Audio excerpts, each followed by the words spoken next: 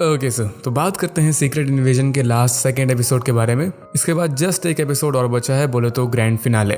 और अभी तक ना सीरीज एकदम ठीक जा रही है, लाइक बहुत ज़्यादा ऑसम नहीं और बहुत ज़्यादा बेकार नहीं, काइंड ऑफ ठीक ठाक। क्योंकि सीरीज स्टार्ट अच्छी हुई थी और वैसे की ही वैसी ही रही, ना ही ज़्यादा कुछ इंप्रूव हुआ और ना ही ज़्यादा कुछ डिप्रूव हुआ, you know what I mean. और स्टोरी भी साथ में बहुत ही ज़्यादा स्ट्रेट फॉरवर्ड है। बट अभी एक एपिसोड और बचा हुआ है एंड वी नेवर नो कि क्या हो सकता है। वेल, अभी बात करते हैं इसी सीक्रेट इन्वेजन एपिसोड 5 के बारे में डिटेल में। और अगेन बहुत छोटा सा एपिसोड स्टार्ट होता है एग्जैक्टली वहीं से जहां पर ये एंड हुआ था। अपन ने देखा था लास्ट वीक की काफ़ी फाइट हुई थी स्क्रल्स एंड फ्यूरी के बीच, जिसमें प्रेसिडेंट के काफ़ी ज़्यादा घायल हो गया था और हम सबका बिलवर्ड टैलोस ये RIP हो गया था। सैड। तो अब निक फ्यूरी अकेला प्रेसिडेंट को लेके हॉस्पिटल आता है उसके इलाज के लिए और बाहरी चौकीदारी करने लगता है, क्योंकि अब ऐसा टाइम आ गया होता है कि किसी पे भी ट्रस्ट नहीं कर सकता है। इसका one and only best friend Talos वो भी मर चुका होता है और प्रिस्सिला की तो अलग ही जान खतरे में होती है। बट फिर यहाँ पर ग्रेविक को दिखाते हैं जिसका मिशन अगेन फेल हो गया होता है। एक्चुअली एक साथ इसके 2 मिशन फेल हो गए होते हैं। पहले इसको प्रेसिडेंट को मारना था तो वो भी नहीं मरा, बच गया। और सेकंड इसको वॉर में लग रहा था कि निक फ्यूरी मर गया होगा, क्योंकि इसने ऑलरेडी वेरा को ऑर्डर दिया था फ्यूरी को मारने के लिए, बट उसने ऐसा नहीं किया था, पार्टी बदल ली थी। तो इस वजह से ग्रेविक बहुत ज़्यादा गुस्से में होता है और इसने टैलोस को तो मारा था बट उससे इसको कोई मतलब नहीं था। वो मिशन के बीच में आ गया था लेकिन मिशन स्टिल फेल हुआ था। और यहाँ पर पैगन ग्रेविक का सेनापति ये ग्रेविक पे ही चिल्लाने लगता है कि सब कुछ तुम्हारी गलती की वजह से ही हुआ है। और एक बात बोलता है नोट करने वाली कि फ्यूरी ने कभी तुम पे भरोसा नहीं किया तो हमको भी नहीं करना चाहिए। बट ये सुनते ही ग्रेविक बहुत गुस्सा हो जाता है और पैगन को जान से मार डालता है अपनी पावर्स का यूज करके। अब ये लाइन तो बहुत छोटी सी लग रही होगी बट इसमें काफी राज छुपे हुए हैं कि आखिर क्यों फ्यूरी ग्रेविक पे भरोसा नहीं करता था। इनके बीच में कुछ राज तो है जो शायद अभी हमें नहीं पता। और फ्यूरी ने एक जगह यह भी बोला था कि ग्रेविक वाला मैटर ये इसके लिए पर्सनल मैटर है। तो मे भी लास्ट जो एपिसोड बचा हुआ है उसमें अपने को इनकी बैक स्टोरी पता चले, जहाँ साथ में देखने को मिलेंगे। खैर, यहाँ पर ये अपने स्क्रल्स को वेरा को मारने के लिए भेज देता है उसके घर में, क्योंकि उसने वही दगाबाजी करी होती है। और इसके बाद अपन आते हैं इम्पोस्टर पे, बोले तो स्क्रल पे, रोडी पे। फैंस ने इसको नया नेम दे दिया, स्क्रोडी। लोल। तो ये पहले कॉल पे ग्रेविक से बात करता है, जहां ग्रेविक के प्लान्स में थोड़े चेंजेस लाता है। ये रोडी को ऑर्डर देता है कि प्रेसिडेंट को जाके बता दो कि स्क्रल्स शेप शिफ्टर्स ये रियल हैं और हमारे बीच में फैले हुए हैं, ह्यूमंस के बीच में, लेकिन मेनली स्क्रल्स रशिया के साथ काम कर रहे हैं, वही अमेरिकन वर्सेस रशिया वाले मेन प्लान में। पहले इसका सिंपल प्लान था कि सब कुछ छुपा के रखना है, मतलब अपनी मेन एलियंस वाली आइडेंटिटी को रिवील नहीं करना है। बट अभी ग्रेविक इस चीज को चेंज कर देता है। हालांकि इसका मेन प्लान चेंज नहीं होता, बोले तो वर्ल्ड वॉर 3 स्टार्ट करने वाला और ये स्टिल रशिया को फ्रेम कर रहा होता है हर एक चीज के लिए, ताकि वही वॉर स्टार्ट हो जाए।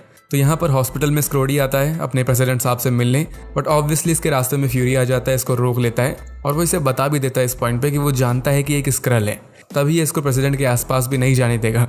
बट याद होगा रोडी के पास अपर हैंड होता है। लास्ट एपिसोड में ही इसने ब्लैकमेल किया था फ्यूरी को एक क्लिप दिखा के, जिसमें फ्यूरी फेक फ्यूरी ये मारिया हिल को मार रहा था। तो अब ये उस क्लिप को रिलीज कर देता है पब्लिक में, जिससे ऑब्वियसली पूरी दुनिया में फ्यूरी मोस्ट वांटेड बंदा बन जाता है और ऑब्वियसली साथ में इसकी अच्छी खासी रेपुटेशन का भी बाप भाई हो जाता है। तो इसको यहाँ से मजबूरी में जाना पड़ता है, लाइक भागना पड़ता है। और ये बोलते हुए जाता है कि ग्रेविक से मिलेगा। और इसी के आगे एक सीन में अपने को दिखाते हैं कि स्क्रोडी ये प्रेसिडेंट को अपनी बातों में फंसा रहा होता है, वही सब चीज़ बता के कि स्क्रल्स रशिया के साथ मिले हुए हैं और वो US पे अटैक करना चाहते हैं। बेसिकली ये प्रेसिडेंट को भड़का रहा होता है ताकि वर्ल्ड वॉर 3 स्टार्ट हो। अब ये तो लास्ट एपिसोड में ही पता चलेगा कि आखिर प्रेसिडेंट का एक्चुअल डिसीजन क्या होगा। यहाँ पर तो अभी नहीं दिखाया गया कुछ। वेल, इसके बाद दिखाते हैं एंट्रो और फिर अपन जाते हैं UK लंदन। यहाँ पर एजेंट सोनिया ये जाती है अपने बॉस से मिलने, जो कि न्यूज़ देख रहा होता है निक फ्यूरी वाली, और लास्ट वर्ष जो हुआ था वो वाली भी। यहाँ पर अपने को ये पता चल गया था कि स्क्रल्स के हमारे बीच होने वाली न्यूज़ ये भी पूरी दुनिया में वायरल हो चुकी है। और फिर सोनिया ये अपने ही बॉस को शूट कर देती है, क्योंकि इसको पता होता है वो भी एक स्क्रल ही है, पर्पल ब्लड होता है उसका। ये सिर्फ ये पता करने के लिए आई थी कि वो साइंटिस्ट डॉक्टर डाल्टन्स वो कहाँ पर है। याद होगा तो डॉक्टर रोजा डाल्टन इस नेम के बारे में से एक स्क्रल से पता चला था उसको टॉर्चर करने पे। सो एड्रेस पता करने के बाद ये सीधे जाती है उन्हीं लोगों से मिलने, उन्हीं साइंटिस्ट के पास, डॉक्टर रोजा एंड विक्टर डाल्टन्स। ये दोनों ही स्क्रल्स होते हैं बाय द वे। असली वाले डॉक्टर्स वो कैद होते हैं बाकी ह्यूमंस के साथ, ये दिखाया भी गया था अपने को। सो सोनिया इनसे सिंपली एक ही चीज पूछती है उस एक्सपेरिमेंट के बारे में जिससे सुपर स्क्रल्स क्रिएट होते हैं, वो बड़ी सी मशीन और DNA का यूज करके। और ये इनका पूरा घर या फिर लैब जो भी था ये पूरा जला देती है। बट तभी विक्टर ये रोजा को मारने की धमकी देता है, उसको गन पॉइंट पे रख लेता है। इसका कहना था कि भले ही इनकी जान चली जाए बट ये ग्रेविक को बिट्रे नहीं करेंगे। लेकिन तभी बिना किसी डाउट के सोनिया विक्टर का भेजा उड़ा देती है। और यहाँ पर डॉक्टर रोजा ये काफ़ी ज़्यादा शॉक्ड होती है देख के, मे बी मल्टीपल रीजंस की वजह से। प्रॉब्ली इसने ऐसा कभी नहीं सोचा होगा कि इसी का पार्टनर, स्क्रल वाला पार्टनर, ये इसको मारने का ट्राई करेगा। I mean, इसके एक्सप्रेशंस देख के ऐसा लग रहा था। पर अब सोचने वाली चीज़ ये है कि यहाँ पर अब खाली रोजा ही बची है तो हो सकता है कि ये कुछ ऐसी डिटेल्स बता दे सोनिया को जो इस पूरे फैले हुए रायते को बटोरने में हेल्प करे। लाइक इसको उस एक्सपेरिमेंट के बारे में सब पता होता है, आई मीन इसी ने इसको बनाया होता है, वो मशीन बनाई होती है, तो मे भी इसको कोई वीकनेस या फिर कोई वीक पॉइंट पता हो सुपर स्क्रल्स के बारे में जिससे उनको रोका जा सके। तो ये स्क्रल एक बड़ा पॉइंट बन सकती है इस पूरी स्टोरी में, बट जो भी हो नेक्स्ट वीक पता चलेगा। अब वापस आते हैं ग्रेविक पे, तो यहाँ काफ़ी सरप्राइजिंग मोमेंट देखने को मिलता है कि ग्रेविक के ही साथी बोले तो बाकी स्क्रल्स वो सब इसी के ही अगेंस्ट हो जाते हैं और इस पे ही अटैक कर देते हैं। छोटा मोटा अटैक नहीं, मारने का ट्राई कर रहे थे। मे बी ये सब पैगॉन के लास्ट लाइन से इंस्पायर्ड हो गए होंगे कि फ्यूरी जब तुम पे भरोसा नहीं कर रहा तो हम क्यों करें। और साथ ही में एक बड़ी नॉर्मल भी चीज़ है कि ग्रेविक किसके एक्शन सब बहुत ज़्यादा वॉयलेंट हो रहे होते हैं। पहले तो ये सिर्फ ह्यूमंस का एनिमी था, बट अब धीरे धीरे करके ये अपने ही लोगों को मार रहा होता है। जैसे पहले टाइलोस, गाया एंड अब पैगॉन। और पैगॉन तो इवन इसका सबसे क्लोज बंदा था, राइट हैंड था इसका, उसी से ये सारे काम करवाता था और एट द एंड उसी को मार डाला। तो इस चीज़ से ऑब्वियसली बाकी स्क्रल्स डर गए होंगे। उनके मन में एक ही क्वेश्चन हुआ कि ये बंदा आखिर क्या क्या और कर सकता है। तभी उन सब ने साथ में अटैक किया। लेकिन ये एक सुपर स्क्रल होता है तो अपनी पावर्स का यूज़ करके सबको झुका देता है अपने सामने। इवन लास्ट में गेटो स्क्रल इसको भी जान से मार डालता है बेरहमी से, अपना खौफ दिखाने के लिए। इस सीन से इतना क्लियर हो जाता है कि सभी स्क्रल्स बुरे नहीं हैं। To be honest mostly squirrels बुरे नहीं हैं। टैलोस तभी बोला करता था कि हम ह्यूमंस के बीच में रह सकते हैं हंसी खुशी, तो अब रियलाइज हो रहा है कि हाँ। लेकिन तभी निक फ्यूरी की लाइन याद आ जाती है कि ह्यूमंस के साथ रह नहीं पा रहा, एलियंस के साथ क्या ही रहेगा। बहुत सॉलिड लाइन थी वो। एनीवे, इसके बाद दिखाते हैं फ्यूरी को जो मिलने जाता है गाया से। एंड आई थिंक यहाँ पर कुछ सीन्स रिमूव किए गए हैं जानबूझ के, क्योंकि ट्रेलर में एक सीन था, एक जगह थी जहाँ पर अपन ने गाया को देखा था। हल्की सी झलक थी इसकी जहाँ पर ये रो रही थी किसी की बॉडी के ऊपर। मुझे लग रहा था कि ये टैलोस की बॉडी थी इसके फादर की, तभी ये रो रही थी।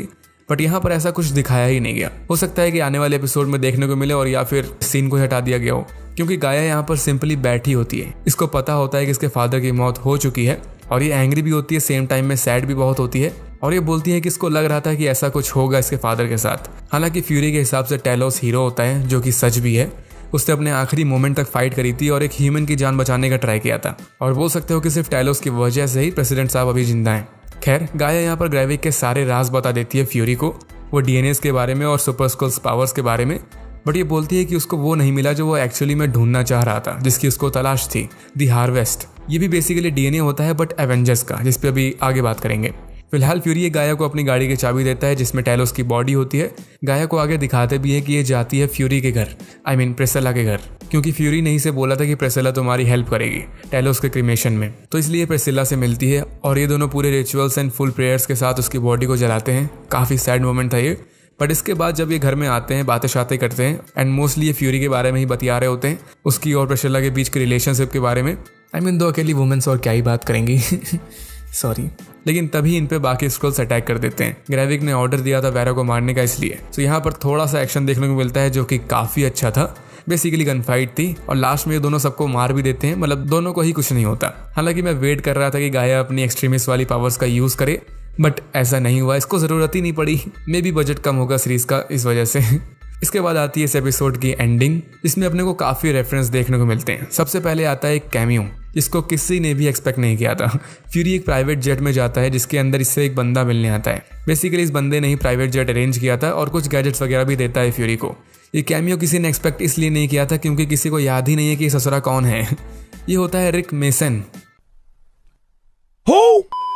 इसको अपने को ब्लैक विडो मूवी में दिखाया गया था first and for the last time.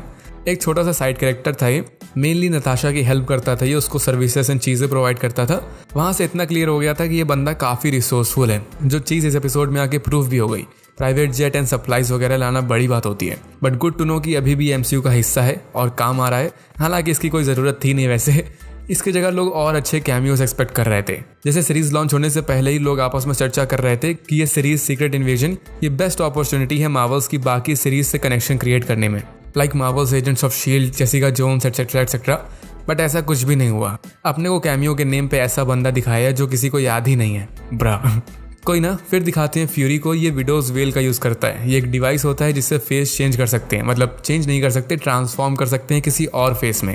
इसका नेम तो यहाँ पर पहली बार सुना अपन ने, विडोज वेल। हालांकि इसको देख अपन बहुत बार चुके हैं कई सारे प्रोजेक्ट्स में, जैसे कैप्टन अमेरिका विंटर सोल्जर में, ब्लैक विडो में, Falcon and the Winter Soldier and last में एजेंट्स ऑफ शील्ड। और इसका नेम विडोज वेल इसलिए रखा होगा क्योंकि most of the time Black Widow ही इसका यूज़ करती थी, दैट्स वाई विडोज वेल।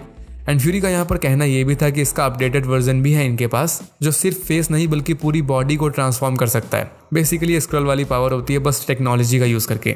और फ्यूरी की ये बात सुन के समझ में आ जाता है कि ये ऑब्वियसली अपने को MCU के फ्यूचर में देखने को मिलेगा। मोस्ट प्रोबेबली नताशा की छोटी बहन येलेना इसको यूज करेगी, क्योंकि वही नेक्स्ट ब्लैक विडो है, जो कि I think next Thunderbolt movie में देखने को मिलेगी। वेल यहाँ पर फ्यूरी सोनिया से मिलता है और इसको सारी न्यू खबर दे देता है, जैसे टैलोस RIP हो गया, रोडी एक स्क्रल है और देश संकट में है। सोनिया को सब पता होता है, बस ये नहीं पता होता कि रोडी एक स्क्रल है। ये काफी शॉक होती है सुन के। और फिर ये दोनों जाते हैं एक जगह पे जहाँ पर फ्यूरी की ही ग्रेव होती है, निकोलस केज करके। याद होगा एक टाइम पे फ्यूरी ने अपनी फेक डेथ दिखाई थी, आई थिंक विंटर सोल्जर के टाइम, तो उस टाइम पे ग्रेव बनी थी। लेकिन यहाँ छुपे होते हैं कई राज, जैसे सबसे पहले वो हार्वेस्ट DNA जिसके पीछे ग्रेविक पड़ा होता है, तो वो यहीं पर होता है। फ्यूरी ने छुपा के रखा था इसको अपनी ही ग्रेव में और किसी को भी बताया नहीं था, तभी अभी तक ग्रेविक इसको ढूंढ नहीं पाया था। यहाँ पे पता चलता है कि हार्वेस्ट इतना इंपॉर्टेंट क्यों है, क्योंकि इसमें होता है एवेंजर्स का DNA। फ्यूरी सारे राज खोलता है यहाँ। जब एवेंजर्स एंड गेम का फाइनल वॉर हुआ था, जो कि याद होगा अपनी अर्थ पे ही हुआ था, फुल बैटल हुई थी, तो ऑब्वियसली उसमें काफी हीरोज इंजर्ड हुए थे, जिस वजह से उनका ब्लड वगैरह यहाँ वहाँ फैल गया होगा। तो वॉर के बाद फ्यूरी ने यहाँ पर अपनी टीम भेजी थी, जो कि स्कल्स की ही थी, जिसमें ग्रेविक भी शामिल था, क्योंकि पहले स्कल्स फ्यूरी के साथ ही काम करते थे। तो फ्यूरी ने उन सबको DNA रिट्रीव करने के लिए ही भेजा था और उन DNAs को स्टोर करके रख लिया था। और यही मेन चीज थी जिससे ये पूरा स्क्रल वॉर स्टार्ट हुआ, क्योंकि फ्यूरी के जाने के बाद ग्रेविक इविल हो गया और इसने उन्हीं DNA से सुपर स्कल्स बना दिए। इसको सभी DNAs की लोकेशन पता थी, बस उस हार्वेस्ट की लोकेशन नहीं पता थी, वो फ्यूरी ने हिडन रखी थी। अब सवाल यही आता है कि आखिर फ्यूरी ने ऐसा किया क्यों था। आई मीन अगर इसने DNA सैंपल्स इकट्ठा किए भी थे एवेंजर्स से, तो उनको डिस्ट्रॉय क्यों नहीं किया था, क्योंकि बहुत बड़ी डील होती है ये। इवन फ्यूरी ने यह भी बताया था कि इनको Carol Danvers AKA captain Marvel का भी DNA सैंपल मिला था। तो समझ जाओ कितना डेंजरस होता है ये, अगर ग्रेविक को वो हार्वेस्ट पहले ही मिल जाता। अभी तक तो दुनिया के बल्ले बल्ले हो चुके होते हैं। अब इस चीज का आंसर अपने को एपिसोड 5 में नहीं दिया गया, बट ये तो पक्का है कि इस चीज के पीछे फ्यूरी का कोई ना कोई प्लान जरूर होगा। मे भी हो सकता है कि जस्ट एज अ बैकअप की तरह इसने DNAs को स्टोर करके रखा हो, क्योंकि फ्यूरी के अगर पॉइंट ऑफ व्यू से सोचो तो थैनोस जैसे थ्रेट अर्थ पे आ गए थे, जिनसे सुपर हीरोज के अलावा और कोई लड़ भी नहीं सकता था। तो अगर फ्यूचर में ऐसे ही और थ्रेट्स आ गए और अपने को और हीरोज की जरूरत पड़ी, तो फ्यूरी कुछ कर सकता है DNAs का। शायद ऐसा ही कुछ प्लान होगा इसका, मेरे ओपिनियन से। पहले इसी एपिसोड में अगेन वो क्वेश्चन पूछा जाता है फ्यूरी से कि एवेंजर्स की हेल्प क्यों नहीं ले रहे तुम। फर्स्ट टाइम रोडी ने सवाल पूछा था, लेकिन अभी सोनिया पूछती है। तो एक्चुअली में फ्यूरी का आंसर भी यहाँ पर चेंज हो गया होता है। इसका कहना होता है कि इसकी खुद की फाइट है, क्योंकि ये सारा रायता इसी ने फैलाया है, तो ये किसी और को इन्वॉल्व नहीं करना चाहता इसमें। बातें तो उसने और लंबी लंबी करी थी, बट शॉर्ट में मैंने बता दिया। ये आंसर इसका काफी कंट्रोवर्शियल है इस मोमेंट पे, क्योंकि भाई सोचो यहाँ पर इतने सारे मिलियंस में स्क्रल्स हैं, तो भी अकेला बंदा जिसके पास सिर्फ एक आंख है दुनिया को कैसे बचा पाएगा। ये खुद मारिया हिल एंड टैलोस को तो बचा नहीं पाया। मैं यहाँ निक फ्यूरी को हल्के में तो नहीं ले रहा, किसी को लेना भी नहीं चाहिए, he is Nick Fury, but still ये जस्ट अ ह्यूमन है। इसको किसी ना किसी की तो हेल्प चाहिए ही, और मुझे नहीं लगता कि इसको किसी सुपर हीरो फ्रेंड की हेल्प लेने में शर्म भी आनी चाहिए। आई मीन जैसा ये ज्ञान बांट रहा था पहले कि ये इसके अकेले की फाइट है, ब्ला ब्ला ब्ला। लास्ट टाइम वाला आंसर काफी ज्यादा अच्छा था और लेजिट भी था। वहाँ इसने बोला था कि अगर ये सुपर हीरो से हेल्प लेंगे तो स्क्रल्स उसका गलत फायदा उठा सकते, जो कि लॉजिकली सही चीज है, क्योंकि यहाँ पर शेप शिफ्टर्स हैं। बट अभी इसका आंसर बहुत गलत होता है, अगेन मेरे ओपिनियन में। एनीवे, इसके बाद ये फ्यूरी अंदर एक सीक्रेट प्लेस में जाता है, जहाँ ये अपना आइकॉनिक कोट पहनता है और आइकॉनिक आई पैच वापस से लगा लेता है। सिंपली दिखा रहा होता है कि old Nick Fury is back in business. काफी डोप सीन था ये। और ये कॉल भी करता है किसी को और बोलता है कि it's time, let's finish this. अब ये तो पता नहीं कि इसने किसको कॉल करी थी। कुछ बोल रहे हैं कि ग्रेविक को, मेरे हिसाब से भी यहाँ ग्रेविक को ही करी होगी, बट कुछ इंटरनेट के विद्वानों के हिसाब से कोई जाना पहचाना चेहरा हो सकता है जिसको इसने कॉल करी, मतलब कोई कैमियो होगा। बट आई डोंट थिंक ऐसा कुछ होने वाला है। बजट इशू, स्टोरी इशूज और बहुत सारे इशूज हैं। वेल जो भी होगा वो लास्ट एपिसोड में देखने को मिल जाएगा, बोले तो ग्रैंड फिनाले में। और हो भी सकता है कि कोई कैमियो देखने को मिले, कोई बड़ी बात नहीं है, इट्स मार्वल। हालांकि मैं अपनी थ्योरी अगर बताऊं तो इतना समझ लो कि स्टोरी पूरी तरह से खत्म नहीं होगी। हो सकता है कि ग्रेविक मर जाए, he is a villain after all, but new planet new home वाला सीन या फिर कोई और मिस्ट्री हो सकती है जो बची हो। कुछ तो पक्का जरूर छोड़ेंगे ये, क्योंकि इसके बाद सीधे नवंबर में आएगी दी मार्वल्स मूवी, जिसकी एक फोटो रिलीज हुई अभी, जिसको देख के पता चला कि उसमें भी स्क्रल्स हैं। तो हो सकता है कि इसकी बची हुई स्टोरी कंटिन्यू हो जाके उस मार्वल्स मूवी में। कुछ कंफर्म नहीं है वैसे, it's just my theory. Although to be honest मैं तो सुपर एक्साइटेड हूँ आने वाली एंडिंग के लिए। मैं कुछ भी एक्सपेक्ट नहीं कर रहा, सच बताऊं तो मैं किसी भी मार्वल मूवी या सीरीज से कुछ भी एक्सपेक्ट नहीं करता, क्योंकि वो डायलॉग याद होगा कि अगर कोई एक्सपेक्टेशन ही ना रखो तो कोई डिसअपॉइंटमेंट भी नहीं होगी। यही मेरा मोटो है। तो इस वजह से मैं कुछ भी एक्सपेक्ट नहीं कर रहा। कोई कैमियोज आए, कोई बड़ा कांड हो, आई डोंट केयर। मुझे बस इसकी एंडिंग देखनी है। मुझे ये देखना है कि आखिर इसकी स्टोरी कैसे रैप अप करेंगे ये लोग, क्योंकि ग्रेविक एंड स्क्रल्स वाला थ्रेट ये काफी बड़ा है। इसको लोग मजाक की तरह समझ रहे हैं, पर ध्यान से सोचो तो ये मजाक नहीं है। तो बस मैं इसी चीज़ के लिए एक्साइटेड हूँ। और मुझे कमेंट में आप ज़रूर बताना कि आप एक्साइटेड हो कि नहीं मेरी तरह। वेल इस वीडियो के लिए इतना ही, एपिसोड में और कुछ नहीं था, टोल्ड यू काफ़ी छोटा सा था। सो यहाँ पर वीडियो को लाइक एंड शेयर ज़रूर कर देना अगर कुछ भी पसंद आ गया हो, और ऐसे ही और वीडियोज़ के लिए चैनल को सब्सक्राइब भी ज़रूर कर देना। कितने प्यार से बोला यार मैंने।